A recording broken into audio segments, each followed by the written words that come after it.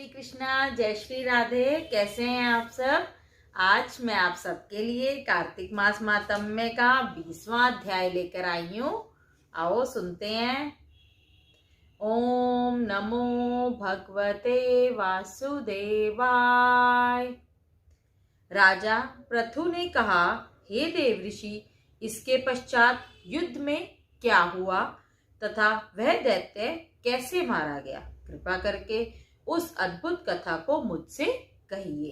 देवर्षि नारद जी बोले, जब गिरिजा वहां से अदृश्य हो गई और गंधर्वी माया भी विलीन हो गई, तब भगवान वृषध्वज चैतन्य हो गए और लौकिकता व्यस्त करते हुए बड़ा क्रोध किया। फिर भगवान शंकर जलंधर से युद्ध करने लगे।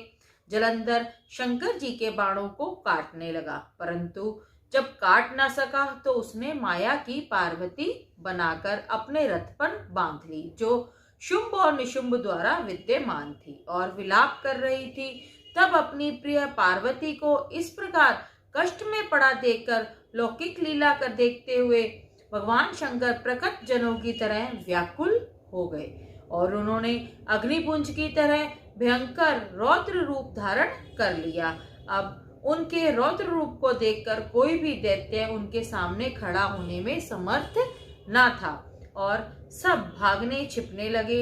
यहाँ तक कि शुंभ निशुंभ भी युद्ध में स्थित होने में समर्थ नहीं थे। जलंधर की सारी माया क्षण भर में मात्र में नष्ट हो गई। संग्राम के चारों ओर हाहाकार होने लगा। शिवजी ने उन भागते हुए शुंभ निशुंभ को शाप देकर बड़ी धिक्कार की और उनसे कहा, तुम दोनों बड़े दुष्ट हो, तुमने मेरा बड़ा अपराध किया है। तुम पार्वती को मारते थे और अब युद्ध से भागते हो। भागते हो को मारना पाप है, इससे अब मैं तुम्हें नहीं मारूंगा, परंतु गौरी तुम्हें अवश्य मारेगी। शिवजी के ऐसे वचन कहने पर समुद्रपुत्र जलंधर क्रोध में अग्नि के समान प्रज्वलित हो उठा। उसने शिवजी को घोर बाण वर्षा कर पृथ्वी पर अंधकार कर दिया। तब उस दैत्य की ऐसी चेष्टा देखकर भगवान शंकर बड़े ही क्रोधित हुए और उन्होंने अपने चरण गुप्त से बनाए हुए सुदर्शन चक्र को चलाकर उसका सिर काट दिया। एक प्रचंड शब्द के साथ उसका सिर पृथ्वी पर गिर पड़ा और महान हाहाकार होने लगा। अजन पर्वत के समान उस शरीर के दो खंड हो गए। उसके रुधिर की संग्राम भूमि व्याप्त हो गई। सारी पृथ्वी विवल हो गई।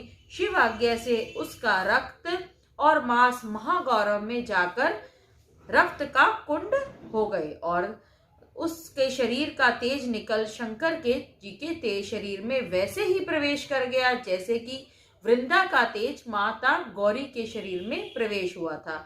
जलंधर को मरा हुआ देखकर देवता गंधर्व सब प्रसन्न हो गए। इसके साथ ही कार्तिक मास महात्म्य का 20वां अध्याय यहाँ पूर्ण होता है। उम्मीद है आपको पसंद आया होगा। अगर आपको मेरी ये वीडियो अच्छी लगे तो मेरे चैनल को लाइक, शेयर और सब्सक्राइब जरूर करें। धन्यवाद।